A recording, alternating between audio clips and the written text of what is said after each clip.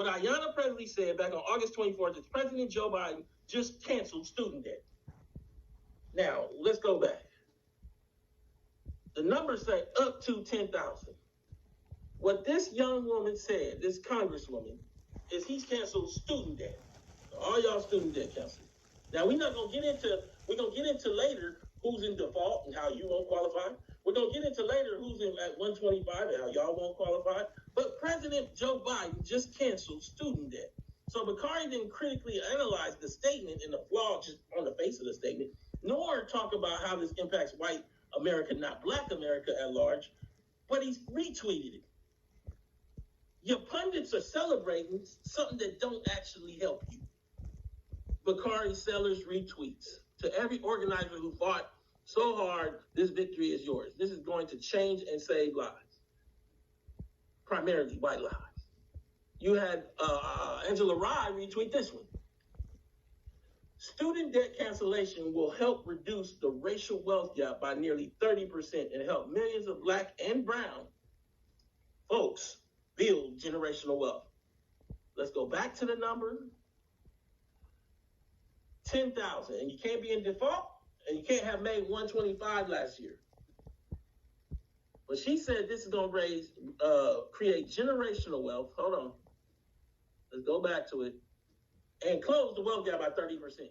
But let's talk about the wealth gap, because I don't know if she knows the wealth gap. I don't know what's going on. Look, all of black families together have about $6 trillion.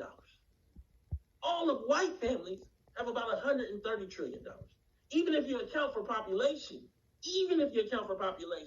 okay, if you were to say it's not truly $124 trillion, Antonio, because of population, it's more like $100 trillion.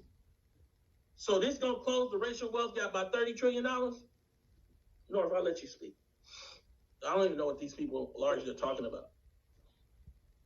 Yeah, absolutely. No, absolutely. I completely disagree with the bill.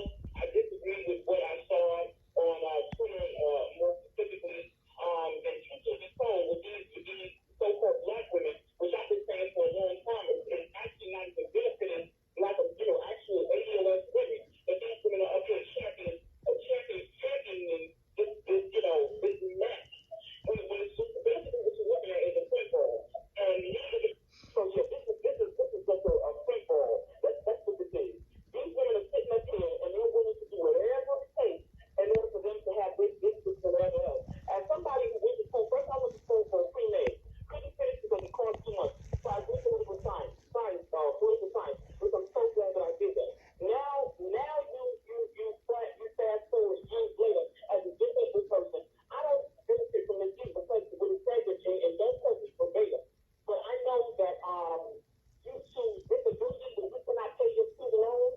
I have like thousands and thousands of dollars of debt because of student loans because my parents couldn't pay. But at the same time, I'm disabled and I'm still not benefiting from this. Because why? I'm going to tell you guys if you don't know this. If you're disabled, really disabled, whatever it is, if you try to benefit from this, they're going to tell you that SSI declares you disabled. You do have a letter from the government declaring you disabled. So that's another little nugget that people Come on.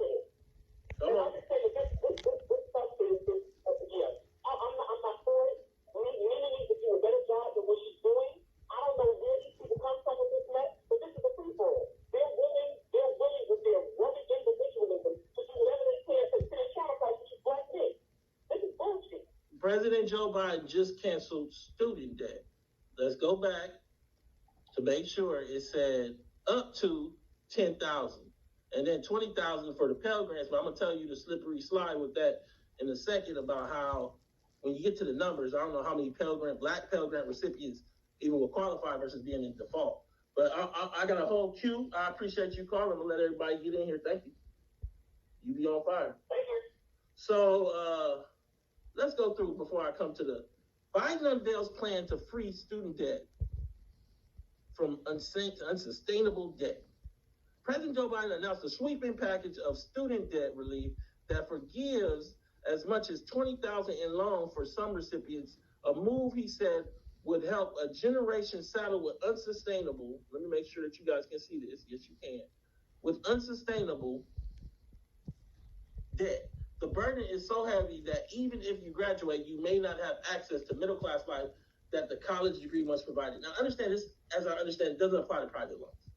So if you went to law school and medical school and you have private loans, they literally set it up where like you pay $1,000. I pay like over $1,000 right now.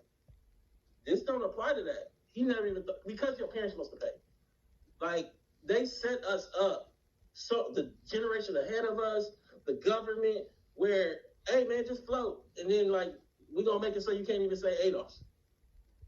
But then we gonna bring people that look like you that can't get assistance and do get assistance from their parents. I'm just telling you. So I made a commitment that we would provide student debt relief, and I'm honoring that commitment today.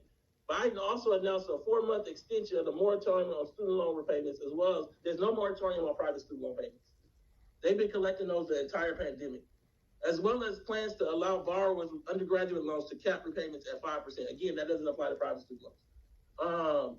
The Biden administration will also propose a new rule capping borrowers from paying more than 5% of their monthly discretionary income on undergraduate federal loans, down from 10% today. The proposed rule says that borrowers who make less than 225% of the federal minimum wage, roughly $30,000, or earn $15, are not required to make payments.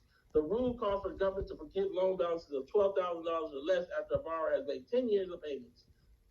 $12,000 or less after a borrower has made 10 years of payments. Currently, borrowers must pay their loans for 2 decades and have all of this is set up to help white folks to me. Because what happens is they're actually helping people that are woven with their boomer white parents. Too many of us have been individuals anchored in rugged individualism in an era where they strip the feet out. Why is money shooting out of your shirt? Oh, I bought it with Ibotta online. They give me cash back for this money and everything I buy. Guess that explains the couch then. And the kids' faces. White folks swimming in money. Bought it all with Ibotta. Ironic ad at just the right time. Wait, we're in a commercial? Ain't that Of something? course. Why else would you be in a hot tub? That I also bought using Ibotta. It'd be too random otherwise. In store, online. There's a cash back in everything you buy.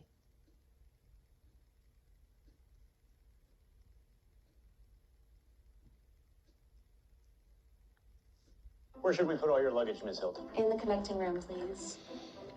Book confirmed connecting rooms for an extra large closet. Or, for your family. When you need a connecting room for whatever reason, it matters. Everybody balling but us. Hilton, for the stay. Under the individual. From Uber to immigration policy that allow people to come in here with visas we don't need when we have enough tech workers at Howard. Come on. They stripped the feet out of from under it. They didn't tax the rich. And when I say the rich, I'm talking about families worth $5 million or more. But there's a whole thing that went on here. I want everybody to understand.